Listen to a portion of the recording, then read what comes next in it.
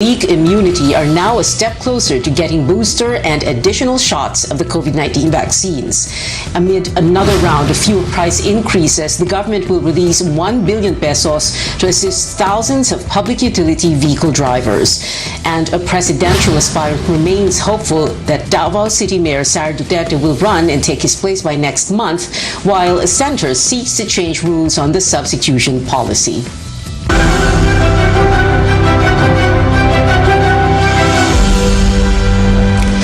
The Health Department has approved the recommended booster and additional shots of COVID-19 vaccines for selected groups. What does that mean, and how soon can the government start giving these extra doses? Caroline Bonkin gives us an update.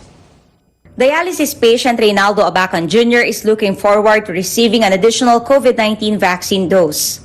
It has protected most of his friends who are also battling kidney disease. Marami pong nagkaroon ng COVID na hindi na po siya yung severe.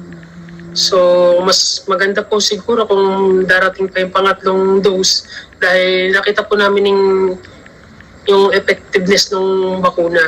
The World Health Organization recently recommended an additional COVID dose for the immunocompromised like Reynaldo after discovering that not all of them got enough protection from the vaccine. In the Philippines, the Health Secretary approved the recommendation of the Health Technology Assessment Council or HTAC. It suggests booster shot be given at least 6 months after being fully vaccinated to health workers and senior citizens at the fourth quarter of the year, depending on supply and vaccine coverage. Those under the A1 to A5 groups will get the booster shot next year if half of the target priority group already got primary series or the initial recommended doses. For identified hotspot areas, 70% of the target population should be vaccinated. For people with compromised immune system, they'll get an additional dose 28 days after the primary doses beginning this year. Here's the initial list of illnesses qualified for the additional shot. HTAC recommends the same brand as booster, but Pfizer is recommended for those who had AstraZeneca, Sinovac, and Moderna. Those vaccinated with Sinovac may also have AstraZeneca as booster, but this doesn't mean the government can already give extra doses. Health officials still await complete guidelines from the WHO. Each vaccine brand also needs to apply for another emergency use authorization. Department of Health ang mag-a-apply ng Emergency Use Authority sa Food and Drug Administration. So nakapagpadala na po tayo ng initial na sulat sa FDA on our intent to apply for this Emergency Use Authority. Some health workers are calling on the government to act quickly as their colleagues are near or past the 6th month of full vaccination. Sana ibigay ng gobyerno yung magandang booster shots para sa lahat ng healthcare workers. Kami yung mga sundalo ngayon sa gitna ng pandemya. Meanwhile, Reynaldo is asking for more vaccines for the immunocompromised in the provinces. Sila po yung mga minsan nabibiktima pa ng COVID at nauwi sa severe at nakakalungkot man po magpanaw sila. So sana po mabigyan agad sila ng bakuna bago sana ma-release yung pangatlo. So para sabay-sabay po kaming magkaroon ng pangatlong bakuna at maprotektahan. Mahina po yung katawan namin, so hindi na normal. So ganun po kahalaga yung bakuna sa amin. Caroline Bonkin, CNN Philippines. The debate goes on whether or not employers have the option to ask their unvaccinated workers not to report for work. The labor chief says this can be justified through the IATF's guidelines and alert level systems, but some labor and employers group says this is discriminatory and could worsen the unemployment situation. Our Tristan Dudalo files this report. The Labor Department's position justifying the no vaccine, no work policy is demoralizing for workers according to the Trade Union Congress of the Philippines.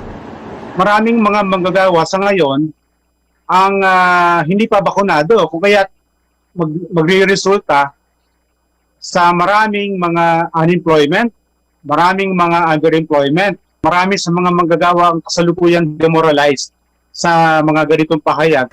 A group of employers also warns of possible discrimination against unvaccinated workers. Ito naman discriminatory yun because there is no law that says that you can only hire vaccinated people, no? But there is no way that DOLE can impose that. While many salon and restaurant employees have been vaccinated, some don't have the same access to COVID-19 doses. But for now, businesses have to comply with the IATF requirements so they can operate. Protection din sa mga customer namin na para hindi sila mag-doubt na matakot. Siyempre, vaccinated kaming lahat. Yung isang tao nabigyan na po ng first dose, so nag-umpisa na siya mag-work. Ngayon, ang tanong ko naman, di muna siya pwedeng mag-work muna. So, i-stop muna yung work kahit mayroon na siyang first dose. Over the weekend, Labor Secretary Silvestre Bello maintained the IATF's position that employers cannot prohibit unvaccinated workers to report for work. But he insists vaccination status is not a legal ground for termination. Yung restaurant, hotels, barbershop, spas, and yung other wellness business. Doon lang hindi pwedeng papasukin yung mga yung mga nagtatrabaho diyan dahil the IATF resolution provides that you can only operate if yung mga empleyado mo ay baksinado. The Justice Department, on the other hand, says that employers cannot compel their workers to get vaccinated in the absence of a law. Meantime, a group of restaurant owners support the IATF decision to require fully vaccinated workers in establishments for public safety. They also offer options employers can take for the unvaccinated.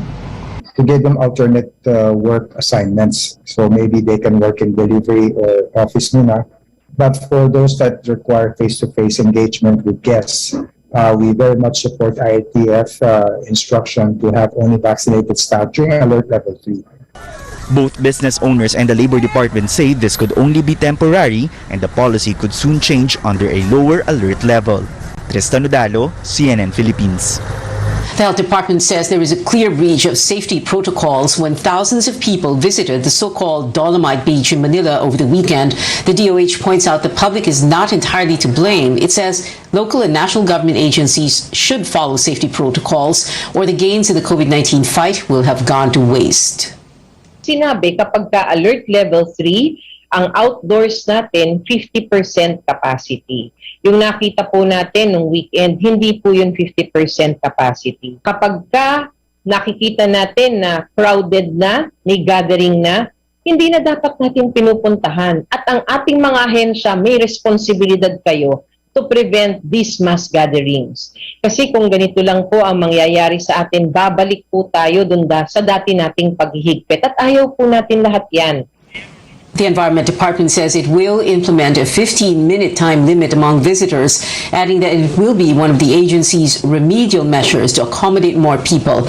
The DNR will also close the area once a week for maintenance. Malacanang, meanwhile, reminds the public only those 18 to 65 years old are allowed outdoors. Those outside the age group can leave home only for essential trips and not for leisure activities. The Manila government says it is still working on clear guidelines for kids at the Dolomite Beach. Actually, in the works pa rin po yan. Si Yorme po ay tinitingnan po kasi niya kung ano po ang... Kasi before po, sinabi po ni Ben-Hur Abalos po, ni Sir Ben-Hur Abalos, na po pwede na po basta kasama yung mga magulang. Pero last week din binawi po nila. So we have to make adjustments din po kung ano po ang talagang po pwede. The Manila Police District has been ordered to deploy more personnel to make sure health protocols are observed and prevent possible super spreader events from happening.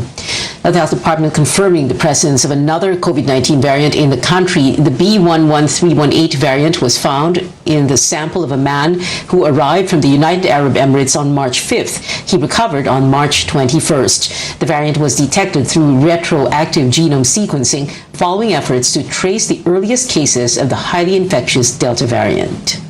It has 14 mutations in its spike region. Kasama po dito yung mga mutations na nakita rin natin sa Delta variant at sa Beta variant. Pinag-aaralan po ito maigi ng WHO, ng mga international experts, dahil ito pong mga mutations na ito ay maaari maka-apekto rin sa ating efficacy ng bakuna, maaari rin po makapag-apekto sa transmission ng sakit. It's a variant under monitoring. Lahat po pinag-aaralan sa ngayon. Wala po tayong cause to panic. World Health Organization classified B11318 as a variant under monitoring in June, but it was first detected in January.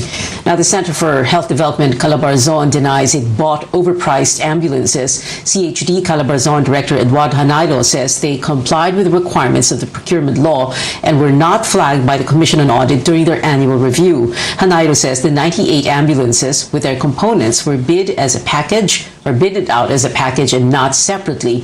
The winning bid for each ambulance with 30 components was at 2.298 million pesos. This is lower than the allocated 2.5 million peso budget. Hanaylo also clarifies that the overpriced amount presented by Senator Ping Lacson during the Senate hearing was taken from their 2019 land ambulance market study. Since the ambulances and components were bid as a package, there is no amount specified for each component. But the chief says they recently asked for the price for each component from the winning bidder to supposedly check the veracity of Lacson's presentation.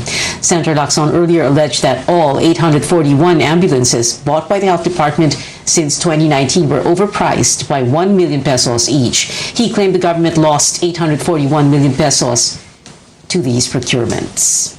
Coming up on Newsnight, a welcome relief for public utility vehicle drivers, even as pump prices go up again tomorrow. And PDP Laban standard bearer Senator Bato de la Rosa meets with Davao City Mayor Sara Duterte about the deadline for substitution of candidates. Details next here on CNN Philippines.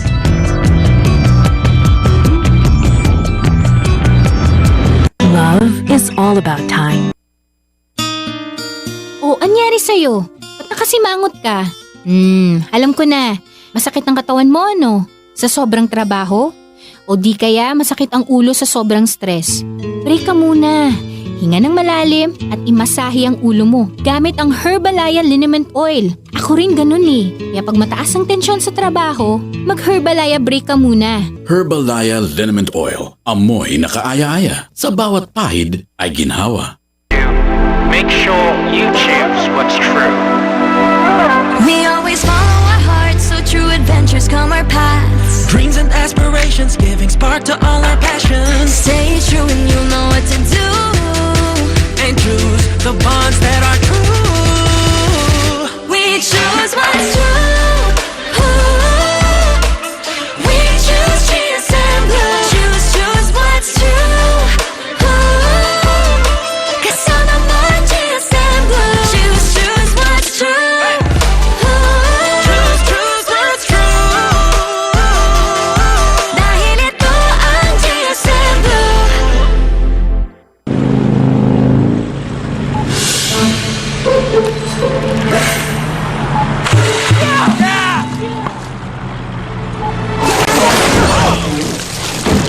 Discovery Plus has arrived in the Philippines.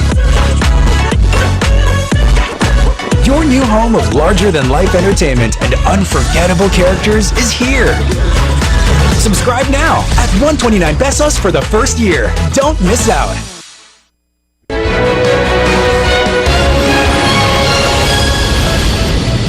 Welcome back to Newsnight, where we go above and beyond the headlines. The government greenlights cash aid for public utility vehicle drivers amid soaring fuel prices. The government will release 1 billion pesos in cash grants for nearly 180,000 recipients. This will be distributed through the Pantawid de Pasada program of the LTFRB. A number of transport groups earlier appealed for a 2 to 3 peso fare hike, including Pasang Mazda, whose president I spoke to on News.ph last week. Group President Obet Martin said Pasang Mazda will withdraw its petition if the government grants cash subsidy and allows jeepneys to operate at full capacity. Sa mga traditional modern jeepneys, 50% lang po ang pwede natin isakay. Kanya sabi ko nga, total naman level 3 na tayo at magle-level 2 pa. Gawin na namin, nire-request na namin na gawin natin 100% ang aming capacity para kumita rin po ang ating mga jeepney drivers. Anya pa rin po yung tinatawag yung ating pong mga plastic barrier at ating pong mga passengers ng PI, obligado pong magsuot ng face mask at face shield. Kanya, yun naman po para sa kabutihan ng ating lahat ng mananakay at kabutihan din po ng driver na may dalang sasakyan. Pump prices will rise tomorrow for the 9th consecutive week. Caltex, Clean Fuel, Petrogas, Phoenix Petroleum, PTT Philippines, Sea Oil, Petron, Unioil, and Total will raise gasoline prices by 1 peso and 15 centavos per liter. The same companies will raise diesel prices by 45 centavos per liter. Meanwhile, Caltex, Petron, and Sea Oil will jack up kerosene prices by 55 centavos a liter. The Metro Rail Transit or MRT Line 7 adds more trains for use on its tracks. Builder and operator San Miguel Corporation says workers mounted 2 additional Hyundai Rotem train sets between University Avenue and Tandang Sora in Quezon City. SMC President and CEO Ramon Ang says the company targets operations by the end of 2022. San Miguel expects to install 6 of the total 36 Korean train sets before the year ends. Once operational, MRT 7 will allow travel time from Quezon City to Bulacan in just 35 minutes. 90 public schools will participate in the pilot run of face-to-face classes beginning November 15th. The Education Department says the schools are from 12 regions, broken down into 14 in Caraga, 10 each in Ilocos, Central Luzon, and Eastern Visayas, and 8 each in Central Visayas, Zamboanga Peninsula, and Davao. The remaining 5 are in Calabarzon. DepEd says assessments are ongoing as it aims to get 100 public and 20 private schools in total to join the pilot run. Yung face-to-face na ini-envision natin, iba sa face-to-face na nakasanayan natin.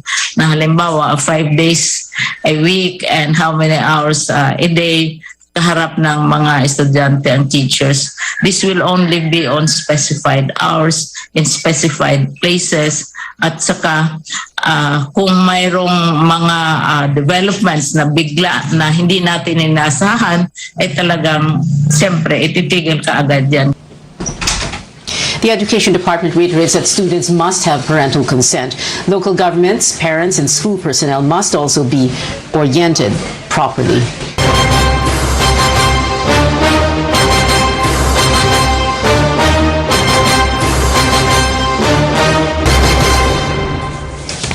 A lawmaker is joining calls to limit substitution of aspirants ahead of Election Day. Senator Win Gatchalian has filed a measure seeking to amend the Omnibus Election Code, which allows the replacement of candidates in the case of death, disqualification, or withdrawal of candidacy. Instead of withdrawal, Gatchalian says substitution should only be allowed for aspirants who become incapacitated. He explains this is to level the playing field among candidates and attain a more institutionalized system. House Deputy Speaker Rufus Rodriguez also filed a bill seeking to ban substitution. Gatchalian's move comes amid calls for Davao City Mayor Sara Duterte to run for president as a substitute bet. He earlier offered to be her vice presidential running mate. A presidential aspirant is still hopeful Mayor Sara will run and take his place before the substitution period ends. Speaking to CNN Philippines, PDP Laban standard bearer and Senator Bato de la Rosa admitted he reminded Mayor Sara about the November 15 substitution deadline during their meeting this morning. He did not disclose other details. De la Rosa says he had a, quote, serious discussion with Mayor Sara and believes it yielded a positive outcome. Siya na mag-announce, siya na let's wait for her, siya na bahala mag-sabi kung anong final niya. So nabago ko ba yung isip niya o hindi? In a Facebook post, Mayor Sara Duterte thanked De La Rosa for his, quote, advice and words of wisdom. De La Rosa has repeatedly said he would give way if she decides to run for the top post. But the presidential daughter has been firm she will only seek re-election in Davao City next year. Now, over the weekend, Mayor Sara Duterte also met with another presidential aspirant, former Senator Bongbong Marcos. She says they discussed how her regional party, Hukbong ng Pagbabago, can help him in his bid for the presidency. Now, what exactly did De La Rosa and Mayor Sara talk about? We go above and beyond the headlines with the senator himself. Join us on the phone, Senator Bato de la Rosa. Sir, good evening and welcome to Newsnight. Sir, can you tell us, ang quote po sa inyo baka magbago pa isip niya. Is that correct, sir? You said that, baka magbago pa isip niya? Yes, Pia. Yes, well, if you said that, sir, so that means she really, and I suppose this is what she told you because you said baka magbago pa isip niya. That means she told you that she still does want to run for a third term as Davao Mayor. Is that correct, sir?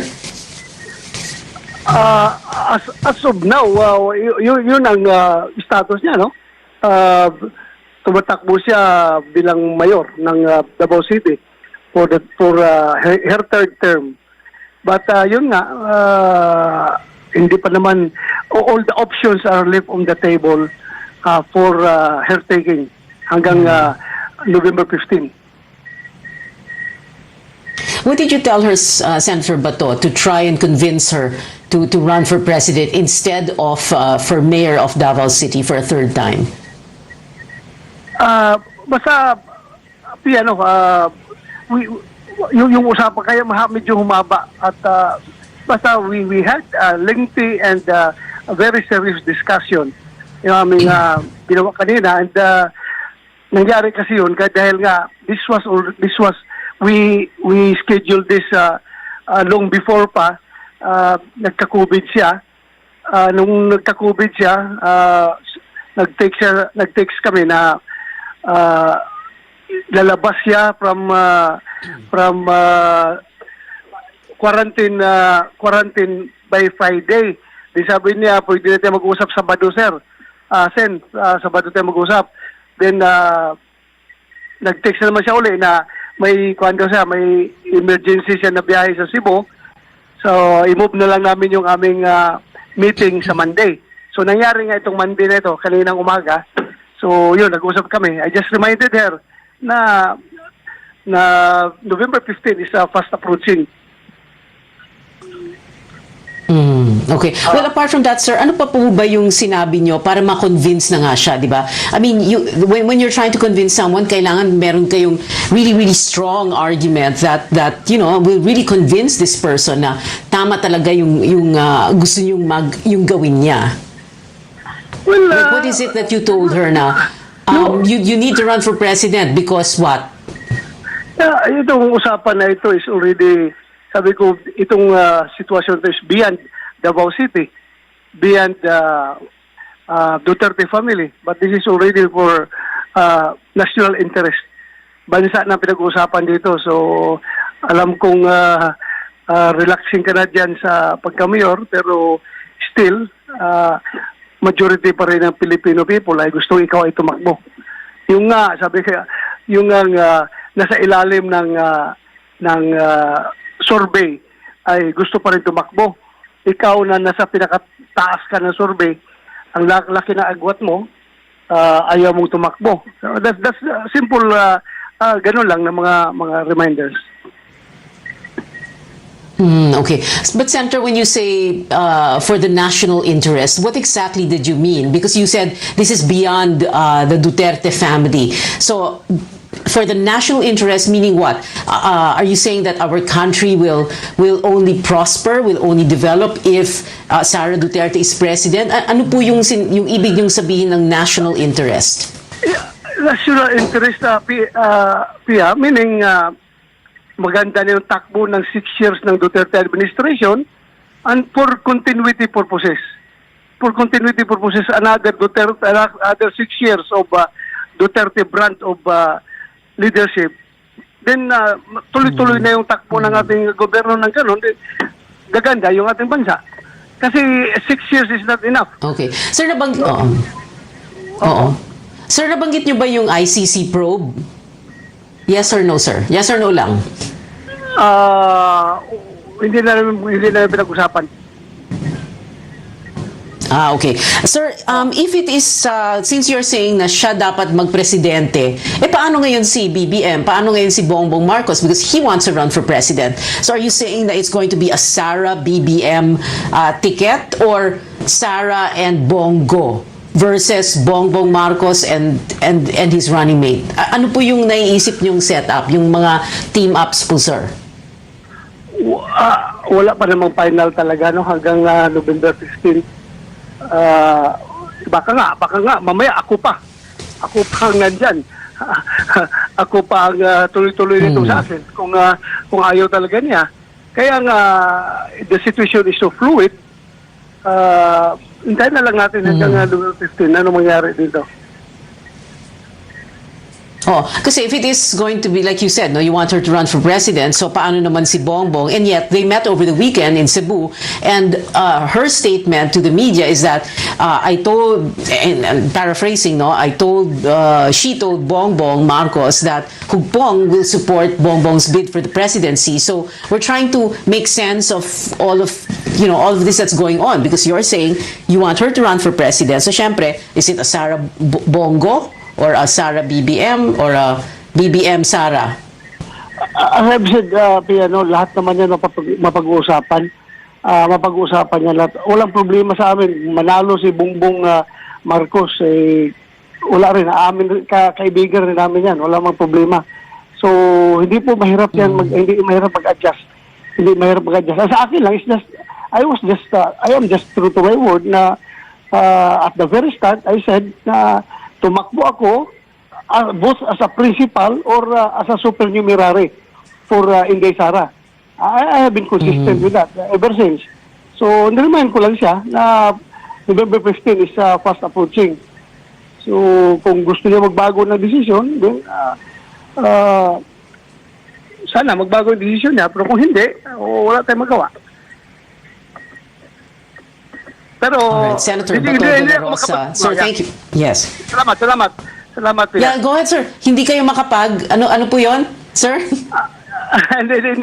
Hindi ko na kailangan i-discuss pa yung detalye ng usapan namin. Basta, yun na lang ang masasabi ko sa'yo.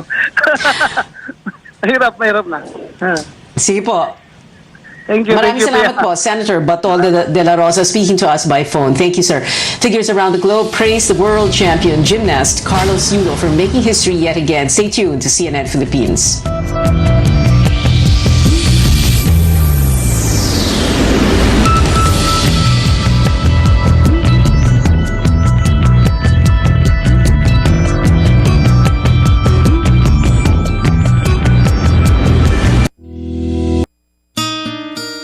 Anyari sa'yo? Ba't nakasimangot ka? Alam ko na. Masakit ang katawan mo, ano? Sa sobrang trabaho? O di kaya masakit ang ulo sa sobrang stress? Break ka muna. Hinga ng malalim at imasahe ang ulo mo gamit ang Herbalaya Liniment Oil. Ako rin ganun eh. Kaya pag mataas ang tensyon sa trabaho, mag-Herbalaya break ka muna. Herbalaya Liniment Oil. Amoy na kaaya-aya. Sa bawat pahid ay ginhawa. Beer call muna tayo. Beer call muna tayo. Kahit kailan, walang iwanan. Beer call muna tayo. Beer call muna tayo. For my babies, only vet-approved Nutri-Chunks puppies. The only one with active boost and prebiotics na Pampalisto. Made with real meat with essential nutrients to help them grow strong and healthy. Happiness! Listo, ganado sa Nutri-Chunks puppies. Kabilang ba kayo sa mga Pilipino na nahihirapan sa mga transaksyon dahil wala o kulang ang mga valid IDs? Huwag nang mag-alala dahil narito na po ang PhilSys, ang identification system ng bawat Pilipino. Meron lamang pong 3 steps para makapagrehistro at makakuha ng PhilID. Para sa Step 1 registration, pumunta lang sa register.philsys.gov.ph para makapag-register sa PhilSys online. Sa pamamagitan ng ID natin, ang bawat Pilipino ay meron ng valid proof of identity. At mas mapapadali na ang ating mga public and private transactions. Kaya ano pang hinihintay nyo? Ayaan na sina nanay, tatay at ang buong pamilya. At mag-register na. Ito ang PhilSys, ID natin to.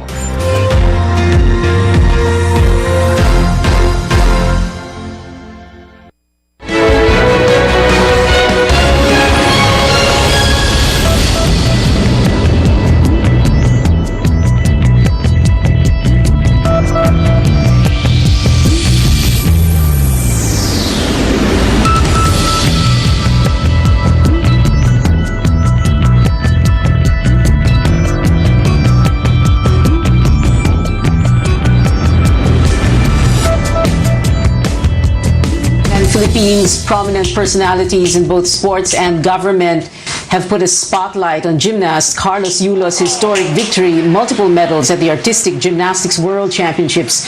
Yulo is the first Filipino to achieve the feat, taking gold in the men's vault and silver in the parallel bars. The Olympics posted about the double win, recognizing Yulo's redemptive feat after falling short of a medal at the Tokyo competition. The Japanese ambassador to the Philippines also congratulated the 21-year-old and tweeted that Yulo's dedication is sure to lead him to more success. Yulo shared that even after winning in the vault final, the next event was already on his mind.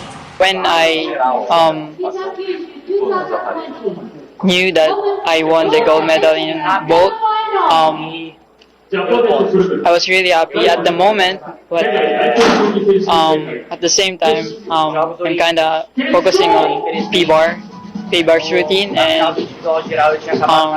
think it did go well. I was want to go easy, and I want to move forward and make myself the best version of myself. We have 61 days before Christmas, and that is it for now. Join me again on News.ph at 7 p.m. I'm Pio Ontiveros for Newsnight, where we go above and beyond the headlines.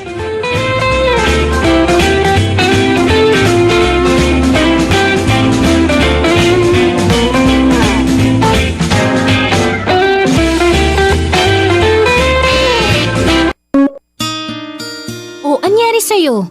Ba't nakasimangot ka? Alam ko na. Masakit ang katawan mo, ano? Sa sobrang trabaho? O di kaya masakit ang ulo sa sobrang stress? Break ka muna. Hinga ng malalim at imasahe ang ulo mo gamit ang Herbalaya Liniment Oil. Ako rin ganun eh. Kaya pag mataas ang tensyon sa trabaho, mag-Herbalaya break ka muna. Herbalaya Liniment Oil. Amoy na kaaya-aya. Sa bawat pahid ay ginhawa. RPN Radio Philippines Network. Radyo Ronda DXKT Davao. Member, kapisanan ng mga broadcaster ng Pilipinas.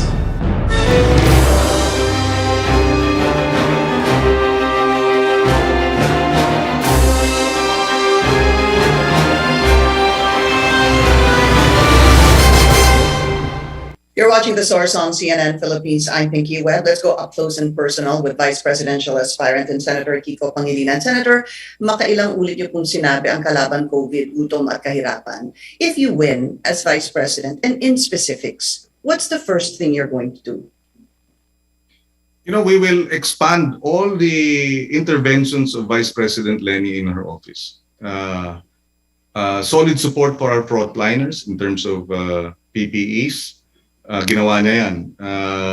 Hanap buhay sa gitna ng pandemya, ginagawa niya yan. Yung telekonsulta, dahil natatakot ang ating mga kababayan pumunta sa ospital, hindi alam kung saan pupunta, meron telekonsulta si Vice President na libo-libo na ang natutulungan na bibigyan ng adviso at advice. Yung pagbigay ng trabaho sa mga mananahe, di ba? Para sila ang gumagawa ng PPEs. Of course, dapat international standards. So all these interventions that she has been doing already for the last year, almost 2 years, yung ayuda, yung food packs na nade-deliver, lahat yan ay palaliwigin pa natin. And of course, solid contact tracing, solid testing, solid isolation ang kinakailangan gawin. And that's what we're going to do para talunin natin ang COVID. And of course, the economic... Sorry, sir. When you talk about, this is very important, when you talk about solid contact tracing and solid testing, okay, while we've had different czars for testing, tracing, treatment, etc., kayo ho ba nakikita ninyo na posible yung tinatawag na free mass testing? Of course, when we say mass testing, let's underscore the fact that hindi po every single Filipino, but of course, siya po si first degree, second degree, and third degree. Nakikita niyo ho ba na under a level team up, magkakaroon po ng free mass testing? Well, we will endorse that because that was our position from day one, na dapat libre ang testing at gamitin yung pondo ng masinop. Kasi ang nangyari dito, free testing yung ating panawagan. Ang nangyari, yung testing kits, kalahating bilyon ang nag-expire while in storage. So talagang merong problema yung COVID response. Ayusin natin yung COVID response, matiyak na tama ang management ng buong effort dahil talagang nakita natin matindi ang naging kakulangan. So yes, I support mass testing that should be free and shouldered by the government, as is the case for vaccination. Dahil pag wala tayong ang vaccination libre, dapat ang testing din libre. Dahil yan ang effective way of really managing, arresting. Alam natin kung sino ang may positibo para ma-isolate kaagad para hindi na kumalat ito. So kasama yan sa ating imumungkahi. But I have to say, this is my personal view at this point. I will have to bring it up with our Vice President because we work as a team. No po. Okay. Understandable. And kayo ho ay alam naman po natin perennial problem yung siguro yung kinakaharap ng mga magsasaka natin. Ano po? Kumbaga sila po yung gumagawa ng pinakamahirap na trabaho, yet sila po yung may maliit na kinikita. Once and for all, sir, what really can be done to help uplift the lives of our farmers? So, sorry, this is about which Sa sector? mga magsasaka po, the farmers. Oh, yes. Well, you know, as ang naging karanasan ng ibang bansa, pagka sinuportahan mo at inalalayan mo ang ating mga magsasaka at mangingisda, dadami ang kanilang ani. Pag dumami ang kanilang ani, tataas ang supply ng pagkain, bababa ang presyo ng pagkain. Magiging mura na at abot kaya ang pagkain. Ma-address na ang gutom. Pinakamalaki sa gastusin lalo na ng mahihirap ay pagkain. Kapag bumagsak ang presyo ng pagkain, yung mga mahihirap ang pinaka makikinabang. Magkakaroon na talagang maayos na at masustansyang pagkain, lalo na ang mga kabataan, yung ating mga anak, na ma-address yung mga problema ng kalusugan. So really, supporting our farmers will provide better yields, mas mataas ang ani, mataas ang kita nila, pero bababa naman ang presyo ng pagkain at mawawala na ang gutom. That is actually what food security is all about. Addressing hunger, addressing lack of supply. And by supporting your farmers and fisher folk, you're actually addressing in the long run yung gutom at kahirapan. As a last question, Senator, should you win as Vice President, ano po ang cabinet post na nararapat para sa inyo? I'm sorry, should I win? What? The Vice Presidency. What cabinet post do you think is most suited for you? That's up to the win. Well, you know, if we win and Vice President Lenny wins, I leave it up to her. And I trust she will make the right decision for our country. So that's her. That question should be raised and addressed to her, not me. I do believe that, sir. But what my question is, what do you think is most suited for you, where you will excel? Bahala. You know, I will defer to the Vice President. Ayaw kong pangunahan ang magiging desisyon niya kung sakaling kami masuportahan ng kababayan natin at manalo. Okay. Senator Kiko Pangilinan, sir, maraming salamat po sa inyong oras and good luck to you. Maraming salamat, Pinky, at magandang araw sa kanilang lahat. Please stay safe. Hindi pa tapos ang COVID. Mag-ingat tayong lahat para ligtas tayo dito sa problemang ito. Pagtulong-tulungan lang natin, at alam ko, sabi ko nga doon sa ating talumpati, huhugot tayo ng tapang at lakas mula sa isa't isa, at sa pamamagitan ng ating damayan, malalagpasan din natin itong problema at pagsubok na ito. Maraming salamat, Pinky, at magandang araw sa kanila lahat. Thank you also, sir, and thank you for joining us here on The Source. I'm Pinky Webb. You're watching CNN Philippines.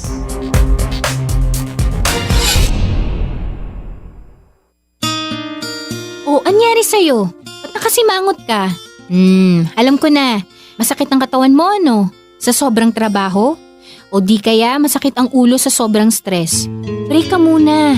Hinga ng malalim at imasahe ang ulo mo gamit ang Herbalaya Liniment Oil. Ako rin ganun eh. Kaya pag mataas ang tensyon sa trabaho, mag-Herbalaya break ka muna. Herbalaya Liniment Oil. Amoy na kaaya-aya. Sa bawat pahid ay ginhawa.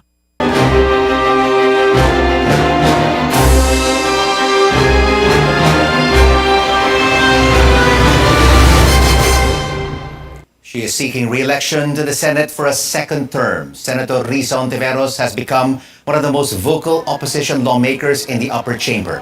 Ontiveros is running under the banner of Akbayan and a guest candidate of Vice President Leni Robredo and Senator Kiko Pangilinan. Joining us now live on Up Close is Senator Ontiveros. Senator Risa, thank you so much for joining us on this program. The Philippines is one of the weakest, if not the weakest country in fighting COVID. How should this health crisis be managed differently? Oh my gosh, 180 degrees differently, Rico. We've been saying from the first days, test, trace, isolate or quarantine and treat, plus now we're saying vaccinate.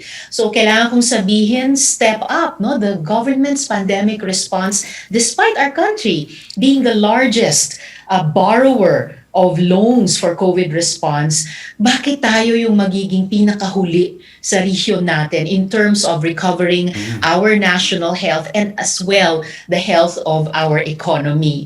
So it's a very painful situation we are in right now, Rico, and it's on the minds, top of mind of all Filipinos looking at a possible change next year. We have to focus on health kasi next year, 2022, will be year 3 of the pandemic.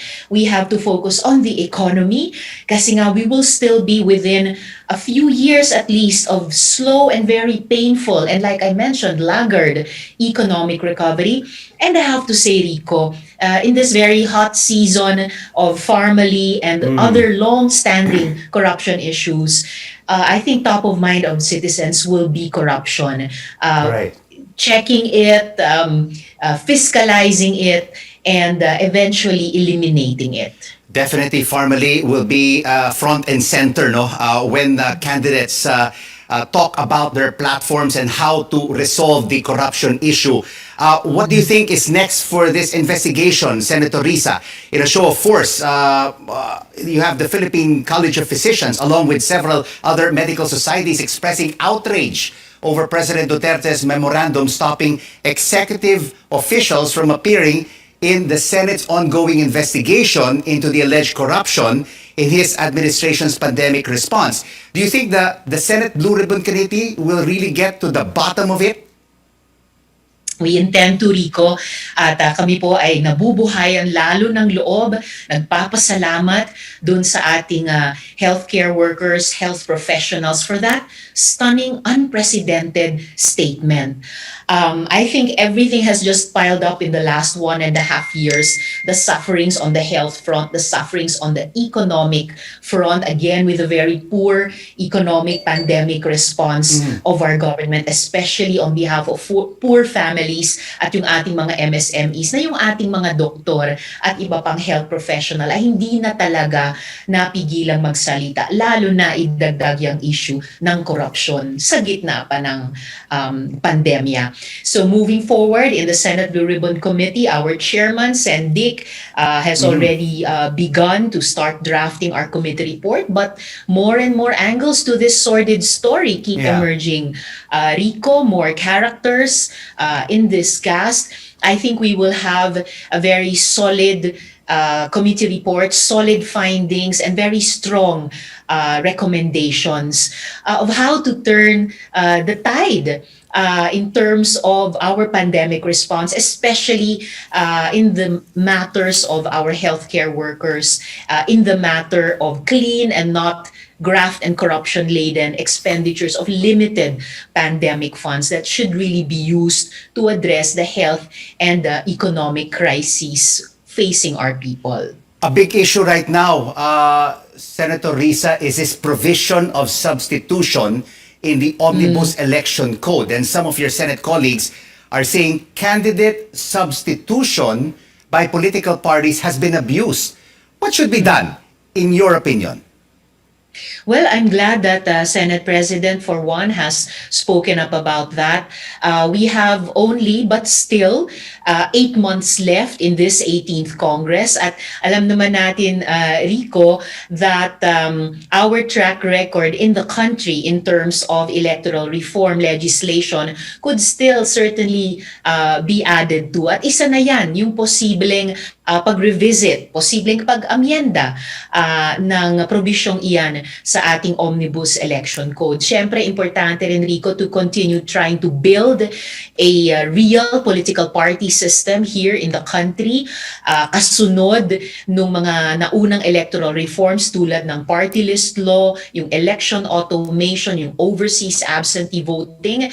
I think we could also work on additional electoral reforms like campaign finance reform, and other proposed reforms to the political party system para talagang lalo na ngayong panahon ng pandemya at papasok na naman tayo sa isang general election year, that not only the parties, not only the candidates, but citizens as well, all voters will be more enabled to focus on the issues that matter going into year 2022. Na gaya ng binanggit ko nga kanina, palagay ko front and center talaga kalusugan, ekonomiya at korupsyon. You have authored, Senator, a historic bill seeking to raise the age of sexual consent to 16-year-olds from the current 12 to protect children from sexual exploitation and abuse. Will this ever become law before your term ends? Oh, I'm certainly hoping so, Rico. Pasado na siya on third and final reading in both the Senate and the House. In fact, we are beginning our bicameral conference committee meetings tomorrow. And like I mentioned earlier, may 8 buwan pa sa loob ng Kongresong ito, sa loob ng administrasyong ito. This is a bill that I think no one can quarrel with. Ano po, yung itaas yung napakababa nating age of consent. Ngayon, 12 lang. It's the lowest in our region, Rico. One of the lowest in the world. At itaas natin, palakasin ang proteksyon sa ating mga anak, sa ating mga bata laban sa statutory rape in the interest of protecting the best interest of the child, fulfilling our obligations under the United Nations Convention on the Rights of Children, while continuing to recognize the evolving capacities of young people. So, pwedeng pirmahan yan ni Presidente. At worst, he could let it lapse into law, pero hindi ko ma-imagine any scenario na i-veto nila ito. This is what the Senate calls a happy bill. Kami po sa minority at yung mga kasama namin sa majority united to support the passage of this bill, and I believe it also had the widest support in the House. You mentioned earlier the economy is one of the main issues in these elections. More than 4 million Filipinos, Senator Risa, or even more. I mean, those who are not included in the statistics have lost their jobs. A lot of micro, small enterprises have shut down, are out of business. The economy is still weak and faces a long road to recovery. If you become a senator for a second term, can you give us specific legislation or initiatives that you will put on the table to jumpstart the economy and create jobs for our kababayans? I certainly can, Rico. On the heels of what we're trying to pass now as an even more health and economic responsive national budget for year 2022, kung may kahit anong pag-asa pa para sa isang Bayanihan 3. On the heels of that, kapag makapagtrabaho ulit ako sa Senado sa susunod, I will continue to work on bills like for Filipinos in the informal economy, maternity benefits for pregnant workers in the informal sector, benefits for our workers in the gig economy. Buhay na po ito, Rico, before the pandemic, and even more so with the lockdowns, with everybody working and studying online. Our delivery riders, even if they wish, the majority of them wish to preserve their status not as employees but as freelancers, holding their own time, making their own decisions about which jobs they will take, still benefits for them as working people under the law. For our overseas Filipino workers, Rico, especially as the global economy is only beginning to really get back on its feet in a still not completely designed new and better economic normal, one of the bills I'd like to continue working on, unless we can happily pass it in this 18th Congress, the Magna Carta of Seafarers for our mga marino, among many other economic measures, Rico, that I believe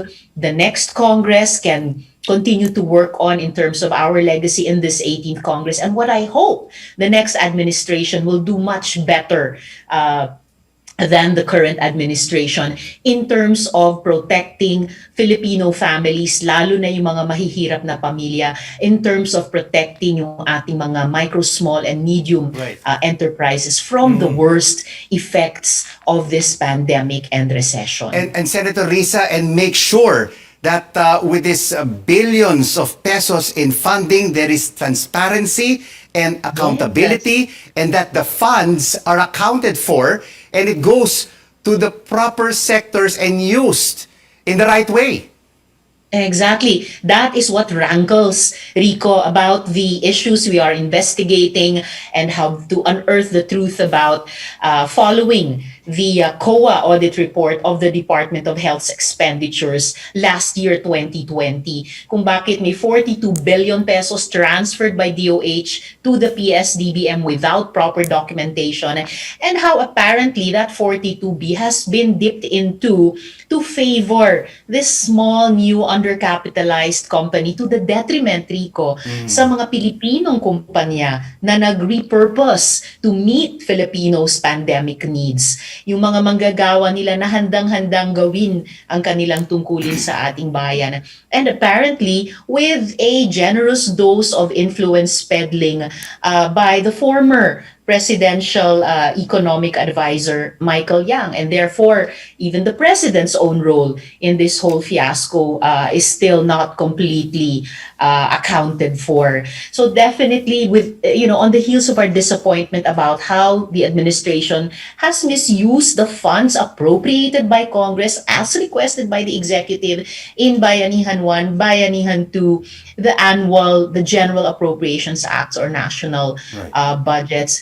Well, moving forward, Rico, in year 2022, we have to do much, much better on behalf of our suffering people. Kasi hindi talaga katanggap-tanggap na yung mga pondong galing sa buwis ng mamamayan, maayos na inappropriate ng ating Kongreso, hiningi ng executive, ay hindi gamitin optimally, maximally, to help our people recover our physical health, to help our economy recover its health, and again generate more jobs, again get more enterprises and businesses back on their feet, and set us back on the road that we were more than half a decade ago, and especially a year and a half ago, towards being one of the more developed economies in Asia, towards middle income status on the global stage. And we will continue our discussion with Senator Risa Ontiveros after this short break on The Final Word.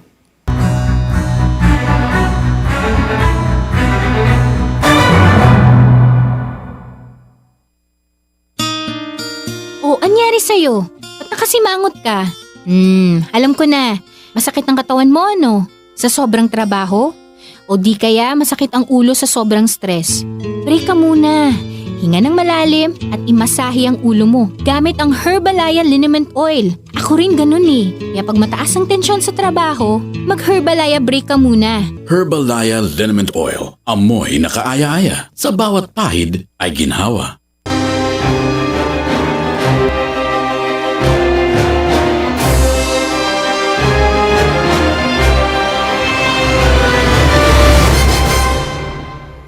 Glad you're staying with us on The Final Word on CNN Philippines. Thanks for joining us. I'm Rico Hizon, and we continue our discussion now up close with Senator Risa Ontiveros. Senator Risa, we have 2 minutes left in our interview, and I would like you to answer these 6 questions with just a yes or a no. All right? Okay. First question. All right. Do you favor easier public access to the statement of assets, liabilities of and net worth of the President, Vice President, and members of Congress? Yes. Do you support lifting foreign ownership limits in the Constitution? No. Do you favor the reimposition of the death penalty for drug-related crimes? No. Should a sitting president be allowed to run for vice president in the next election?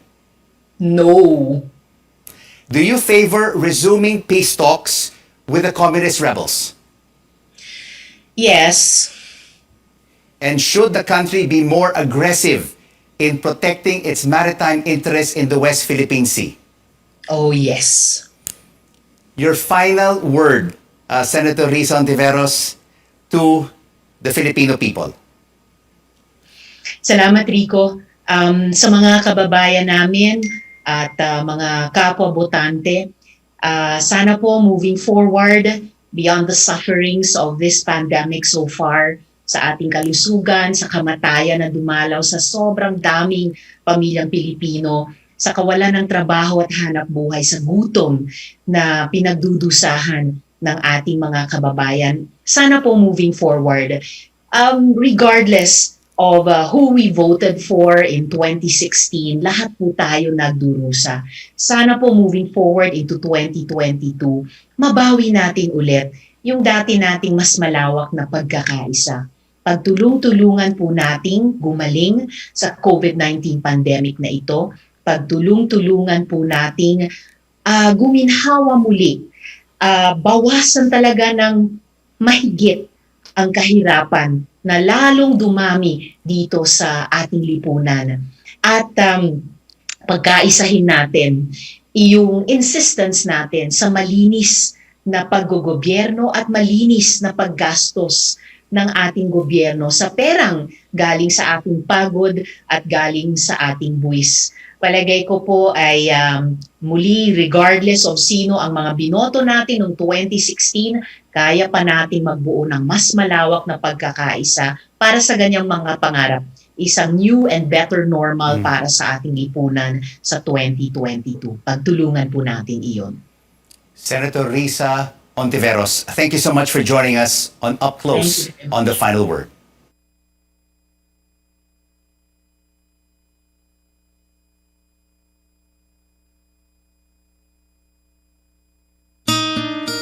O, anyari sa'yo?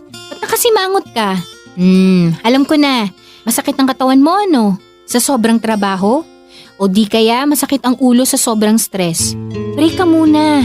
Hinga ng malalim at imasahe ang ulo mo gamit ang Herbalaya Liniment Oil. Ako rin ganun eh. Kaya pag mataas ang tensyon sa trabaho, mag-Herbalaya break ka muna. Herbalaya Liniment Oil. Amoy na kaaya-aya. Sa bawat pahid ay ginhawa.